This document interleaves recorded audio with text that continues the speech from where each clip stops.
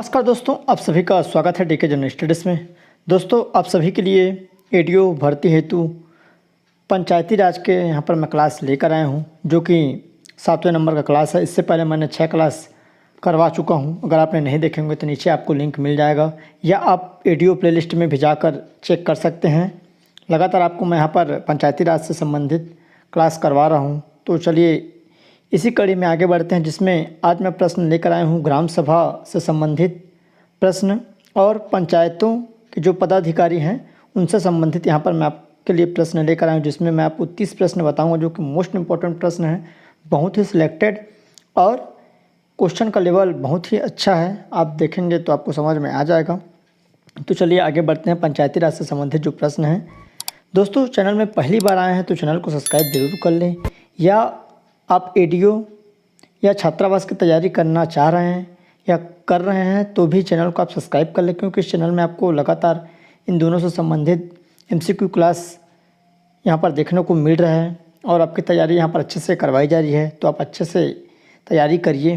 दोनों की वैकेंसियाँ जल्द ही आने वाली है, और एडीओ के लिए स्नातक पास मांगा जाता है। कोई भी सब्जेक्ट में अगर आप स्नातक हो तो फॉर्म डाल सकते हैं, और हॉस्टल वार्डन के लिए केवल 12वीं पास मांगा जाता है।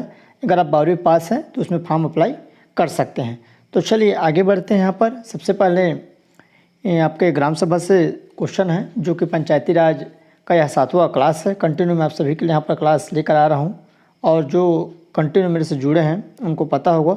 तो चलिए आगे बढ़ते हैं। पहला यहाँ पर क्वेश्चन है, ग्राम सभा की बैठकों की अध्यक्षता करने के विषय में सही क्या है। इस प्रकार के क्वेश्चन, इस टाइप के क्वेश्चन एडीओ एग्ज़ाम में पूछे जाते हैं। लंबा लंबा क्वेश्चन रहता है, जिसमें 5 से 6 सेंटेंस दिया रहता है, और कूट में हमको सिलेक्शन करना रहता है। तो यहाँ पर 5 प्रकार का सेंटेंस दिया है। पहला है, सरपंच ग्राम सभा की बैठकों की अध्यक्षता करता है। सरपंच की अनुपस्थिति में उप सरपंच ग्राम सभा की बैठकों की अध्यक्षता करता है। सरपंच और उप सरपंच की अनुपस्थिति में वरिष्ठ पंच बैठकों की अध्यक्षता करता है। सरपंच और उप सरपंच की अनुपस्थिति में ग्राम सभा का एक वरिष्ठ सदस्य बैठक की अध्यक्षता करता है। और 5वां सेंटेंस है, सरपंच और उप सरपंच की अनुपस्थिति में ग्राम सभा में उपस्थित सदस्य अध्यक्ष का निर्वाचन करते हैं और बैठक की अध्यक्षता करते हैं। 4 ऑप्शन दिया है, तो इनका करेक्ट आंसर यहाँ पर सी हो जाएगा 1, और उसके बाद 2 है, और उसके बाद यहाँ पर 5 है। ये सभी यहाँ पर क्या है, सही है। तो इस तरह इसका करेक्ट आंसर सी हो जाएगा। अगला प्रश्न है, दूसरा नंबर, विभिन्न कार्यक्रमों के अधीन हितग्राहियों के चुनाव का अनुमोदन कौन करता है। तो ग्राम सभा है, ग्राम पंचायत, जनपद पंचायत या जिला पंचायत। तो इसका सही आंसर ए हो जाएगा। विभिन्न कार्यक्रमों के अधीन जो हितग्राहियों का चुनाव या अनुमोदन करता है, ग्राम सभा द्वारा किया जाता है। अगला प्रश्न है, तीसरा नंबर, ग्राम सभा की बैठकों के विषय में सही क्या है। तो 6 सेंटेंस है। प्रत्येक 3 माह में एक बैठक होनी चाहिए। ग्राम पंचायत की प्रत्येक ग्राम में बैठक होगी। ग्राम पंचायत के मुख्यालय में ही बैठक होगी। कलेक्टर बैठक की अध्यक्षता कर सकता है। जनपद पंचायत बैठक बुलाने के लिए कह सकता है, या सरपंच और उप सरपंच की अनुपस्थिति में वरिष्ठतम पंच बैठक की अध्यक्षता करेगा। तो इसका 3 का करेक्ट आंसर यहाँ पर डी हो जाएगा। 1 और 2, 5। 1, 2 और 5 सही है, बाकी यहाँ पर क्या है, गलत है। अगला प्रश्न है, चौथे नंबर का प्रश्न है, ग्राम सभा के विषय में सही क्या है। तो पहला प्रश्न है, ग्राम सभा का प्रत्येक 3 माह में कम से कम एक सम्मेलन होना आवश्यक है। दूसरा है, ग्राम पंचायत के प्रत्येक ग्राम में ग्राम सभा की बैठक होगी। तीसरा है, ग्राम सभा की गणपूर्ति ग्राम सभा के कुल सदस्यों के 1/10 भाग से होगी। और चौथा है, गणपूर्ति के लिए सरपंच उत्तरदायी होगा। तो 4 का यहाँ पर करेक्ट आंसर सी हो जाएगा। 1, 2, 3 यहाँ पर सही है। तो इस तरह इसका करेक्ट आंसर सी हो जाएगा। दोस्तों, यहाँ पर अगर मैं जितने भी प्रश्न बता रहा हूँ, अगर आप उसको अच्छे से पढ़ेंगे तो आपका पंचायती राज टोटल कंप्लीट हो जाएगा। आपको और अधिक पुस्तक पढ़ने की आवश्यकता नहीं होगी, क्योंकि जो भी मैं प्रश्न लेकर आया हूँ बहुत ही सिलेक्टेड प्रश्न है, और एग्ज़ामों में आया हुआ प्रश्न है, जो कि अलग अलग एग्ज़ामों से यहाँ पर निकल कर जो प्रश्न बनते हैं, इस टाइप का यहाँ पर मैं प्रश्न लेकर आया हूँ। तो चलिए आगे है 5वां प्रश्न, ग्राम सभा की आपात बैठक की सूचना कितने दिवस पूर्व देना अनिवार्य होता है। तो यहाँ पर 7 दिवस, 15 दिवस, 3 दिवस से तत्काल। तो उसका करेक्ट आंसर यहाँ पर 3 हो जाएगा, मतलब 3 दिवस के भीतर आपात बैठक की सूचना देनी रहती है। अगला है 6वां नंबर, ग्राम सभा व शक्तियों और कर्तव्यों का विनिश्चयन कौन करता है। तो जिला पंचायत है, राज्य विधानमंडल, जनपद पंचायत है, जिला प्रशासन। तो उसका करेक्ट आंसर यहाँ पर दूसरा नंबर को हो जाएगा राज्य विधानमंडल इसका निश्चयन करता है। अगला है ग्राम सभा की बैठकों के संबंध में निम्न में से कौन सा सही नहीं है। तो यहाँ पर देख सकते हैं 23 जनवरी है, 14 अप्रैल है, 20 जुलाई या 2 अक्टूबर। तो उसका करेक्ट आंसर यहाँ पर 3 हो जाएगा। 20 जुलाई यहाँ पर संबंधित नहीं, बाकी 23 जनवरी को ग्राम सभा की बैठक होती है, 14 अप्रैल को और 2 अक्टूबर को। अगला प्रश्न है 8वां नंबर क्वेश्चन, ग्राम सभा की बैठकों के विषय में सही क्या है। तो नगर पंचायत बैठक बुलाने के लिए कह सकता है, जनपद पंचायत बैठक बुलाने के लिए कह सकता है, कलेक्टर पंचायत बैठक बुलाने के लिए कह सकता है, सरपंच बैठक बुलाता है। इनमें से सही क्या है। तो 4 ऑप्शन है, तो 8 का करेक्ट आंसर यहाँ पर बी हो जाएगा। 2, 3, 4 यहाँ पर सही हैं और 2, 3 और 4, तो इस तरह इसका करेक्ट आंसर बी हो जाएगा। दोस्तों अगर आपको मेरे द्वारा जो बताया गया प्रश्न या कंटेंट आपको पसंद आता है, अच्छा लगता है, तो नीचे आपको थैंक्स बटन मिल जाएगा इस तरह से। तो आप थैंक्स बटन पर सपोर्ट ज़रूर कर सकते हैं और लाइक ज़रूर करें। साथ ही साथ जो भी दोस्त आपकी तैयारी कर रहे हैं उसको भी शेयर ज़रूर करिए।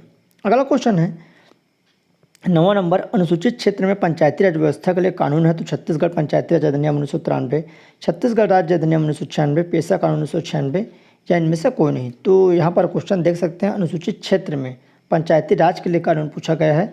तो 9 का सही आंसर यहाँ पर सी हो जाएगा, पेशा कानून 1996 यह लागू है।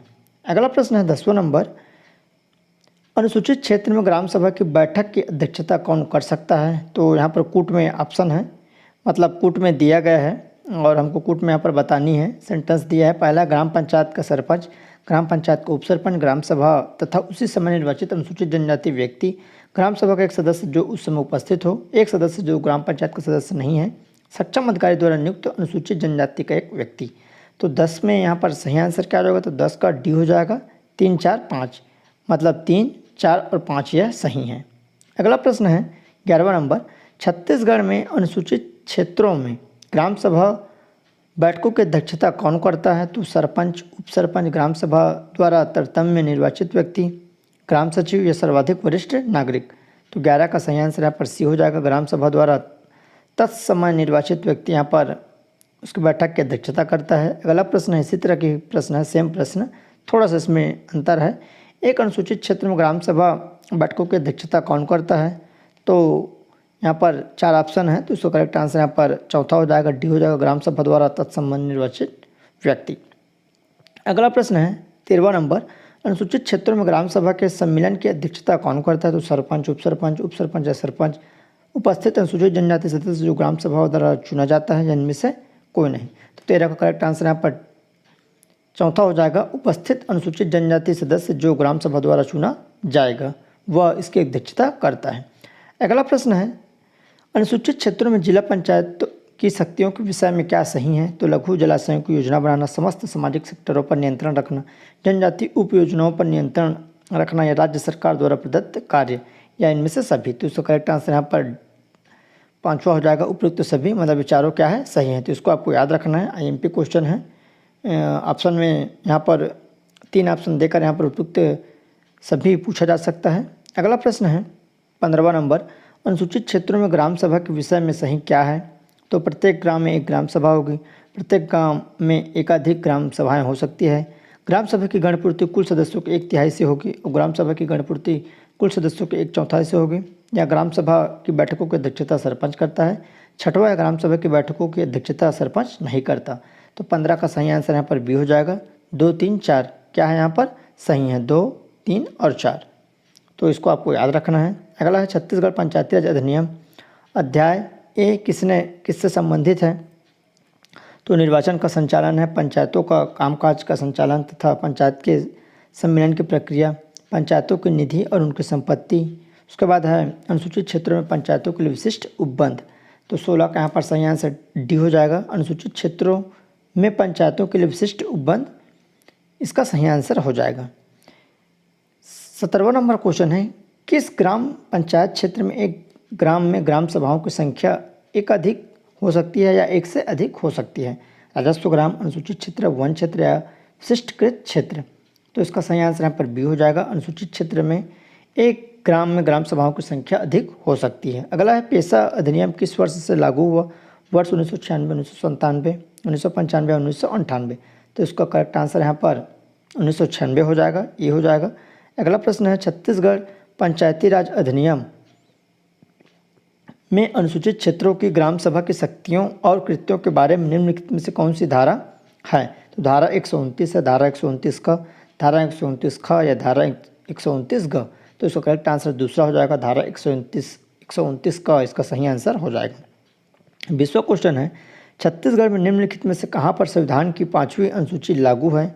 इस तरह से क्वेश्चन बनेगा, आईएमपी है। ऐसे ही दूसरा क्वेश्चन बनाया जा सकता है जहाँ जहाँ अनुसूचित संविधान के जो 5वीं सूची लागू है, तो यहाँ पर 20 का सही आंसर हो जाएगा, डी हो जाएगा 1, 2, 3, 1, 2 और 3। अगला प्रश्न है छत्तीसगढ़ पंचायती राज अधिनियम 1993 की धारा 129 ख के अनुसार ग्राम सभा की बैठकों की गणपूर्ति में महिलाओं का प्रतिशत कुल सदस्यों का कम से कम कितना होना चाहिए? तो यहाँ पर ऑप्शन है 1/2, 1/5, 1/5वां हिस्सा या 1/10 या 1/3 हिस्सा। तो 21 का यहाँ पर करेक्ट आंसर डी हो जाएगा, मतलब चौथा हो जाएगा। आपका 21 का यहाँ पर 1/3 हो जाएगा। कितना हो जाएगा? आपका 1/3, 1/3 हिस्सा होना अनिवार्य है। अगला क्वेश्चन है सूची ए को सूची 2 से यहाँ पर मिलान करना है, सुमेलित करना है। तो यहाँ पर आप देख सकते हैं सूची दिया है। सबसे पहले यहाँ पर ग्राम पंचायत है, फिर जनपद, फिर जिला, फिर नगर पालिका परिषद। तो यहाँ पर सदस्य संख्या दी गई है। तो यहाँ पर 22 का सही आंसर क्या हो जाएगा? 22 का करेक्ट आंसर सी हो जाएगा। आपका 3 ग्राम पंचायत का ये 3 हो जाएगा। उसके बाद आपका जनपद का 1 हो जाएगा, फिर आपका जिला का 4 हो जाएगा। उसके बाद नगर पालिका परिषद का यहाँ पर 15 से 40। तो इस तरह से करेक्ट आंसर 3 हो जाएगा। नेक्स्ट क्वेश्चन है भारत के संविधान के 73वें संशोधन के अनुसार पंचायत के सदस्य के निर्वाचन हेतु न्यूनतम आयु कितनी है? आप सभी को मालूम होगा। तो इसका करेक्ट आंसर यहाँ पर 21 वर्ष हो जाएगा। नेक्स्ट क्वेश्चन है 24 नंबर, पंचायत संस्थाओं में लोक सेवक कौन है? तो यहाँ पर देख सकते हैं पंचायत संस्थाओं में लोक सेवक कौन है? पंच, सरपंच, जनपद जिला पंचायत सदस्य, जनपद जिला के अध्यक्ष, पंचायत सचिव, जनपद जिला का मुख्य कार्यपालन अधिकारी। तो उसका करेक्ट आंसर यहाँ पर सी हो जाएगा, 4 और 5। नेक्स्ट है पंचायतों की न्यूनतम और अधिकतम संख्या के विषय में सही क्या है? तो यहाँ पर देख सकते हैं कूट में ऑप्शन है, तो हमको यहाँ पर देखनी है। तो इसका ग्राम पंचायत है, ग्राम पंचायत, जनपद पंचायत, जनपद पंचायत, जिला पंचायत, जिला पंचायत, डबल हो गया यहाँ पर। तो 25 का यहाँ पर करेक्ट आंसर 1, 4, 5 हो जाएगा। तो 1, 4, 5 इसका सही आंसर हो जाएगा। इसमें आपको देखना है 10 से 20 है और 10 से 15 सबका अलग अलग दिया है। तो सबसे पहले 1, फिर आपका 4 और उसके बाद आपका 5। तो ये करेक्ट इसका आंसर हो जाएगा। इसको आपको याद रखना है, इंपॉर्टेंट प्रश्न है। अगला 26 नंबर क्वेश्चन, जनपद पंचायत में कितने निर्वाचन क्षेत्र होते हैं? तो न्यूनतम 10, अधिकतम 25, न्यूनतम 15, अधिकतम 25, न्यूनतम 20, अधिकतम 30, न्यूनतम 10 अधिकतम निर्धारित नहीं है। तो 26 का सही आंसर यहाँ पर ए हो जाएगा। न्यूनतम 10 और अधिकतम 25 होते हैं जनपद पंचायत के अंतर्गत, जिसमें आप सदस्य संख्या जो होती है जनपद सदस्य की वो यहाँ पर बताया गया है। अगला क्वेश्चन है 27वां नंबर, निम्नलिखित में कौन सा सही नहीं है? तो इनमें सही नहीं बताना है। पहला, ग्राम पंचायत का कार्यकाल 5 वर्ष होता है, सही है। अवधि की गणना ग्राम पंचायत के प्रथम सम्मेलन की तिथि से होता है। उसके बाद है दूसरा, अवधि की गणना परिणामों की घोषणा से तिथि से होता है। अवधि की गणना ग्राम पंचायत के गठन से अधिसूचना से होती है। तो सही नहीं बताना है। तो 27 का करेक्ट आंसर यहाँ पर हो जाएगा, बी हो जाएगा। 3 और 4 सही नहीं है, बाकी दोनों क्या यहाँ पर सही है। अवधि की गणना ग्राम पंचायत के प्रथम सम्मेलन की तिथि से स्टार्ट हो जाता है। नेक्स्ट है 28वां नंबर, इस राज्य के पंचायती राज अधिनियम 1993 के अनुसार निम्न में से किसका प्रत्यक्ष निर्वाचन नहीं होता? तो यहाँ पर सरपंच, पंच, जनपद पंचायत सदस्य, उप सरपंच। तो उसका करेक्ट आंसर यहाँ पर उप सरपंच हो जाएगा। नेक्स्ट क्वेश्चन है, एक जिले की जनसंख्या 40 लाख है, उस जिले में जिला पंचायत के सदस्य संख्या क्या होगी जबकि 50,000 की जनसंख्या पर एक प्रतिनिधि चुना जाता है? तो 29 का करेक्ट आंसर यहाँ पर ए हो जाएगा। आपका 1 हो जाएगा, 35 प्रतिनिधि चुना जाएगा। नेक्स्ट है लास्ट क्वेश्चन 30 नंबर का, पंचायतों के निगमन में के विषय में सही क्या है? तो जिला पंचायत एक निगमित निकाय होगी, ग्राम पंचायत एक निगमित निकाय नहीं होगी। जिला पंचायत का शाश्वत उत्तराधिकार होगा। जनपद पंचायत का एक शाश्वत उत्तराधिकार नहीं होगा। जिला पंचायत की एक सामान्य मुद्रा होगी। ग्राम पंचायत की एक सामान्य मुद्रा नहीं होगी। तो 30 का यहाँ पर करेक्ट आंसर ए हो जाएगा। 1, 3 और 5 ये सही हैं। तो इस तरह आपके पंचायती राज से 30 प्रश्न, जो कि बहुत ही इंपॉर्टेंट प्रश्न है, बहुत ही बेहतरीन क्वेश्चन है, सिलेक्टेड क्वेश्चन है, परीक्षा में आने लायक। तो आप ऐसे चैनल में बने रहिए, चैनल को सब्सक्राइब कर रखे रहिए और बेल घंटे के ऑल बटन को भी प्रेस कर रखे रहे, ताकि जब भी मैं कोई वीडियो अपलोड करूँ तो उसका नोटिफिकेशन आप तक अवश्य पहुँचे। और नीचे इस तरह से थैंक्स बटन है, उस पर आप सपोर्ट जरूर कर सकते हैं। तो चलिए दोस्तों, धन्यवाद।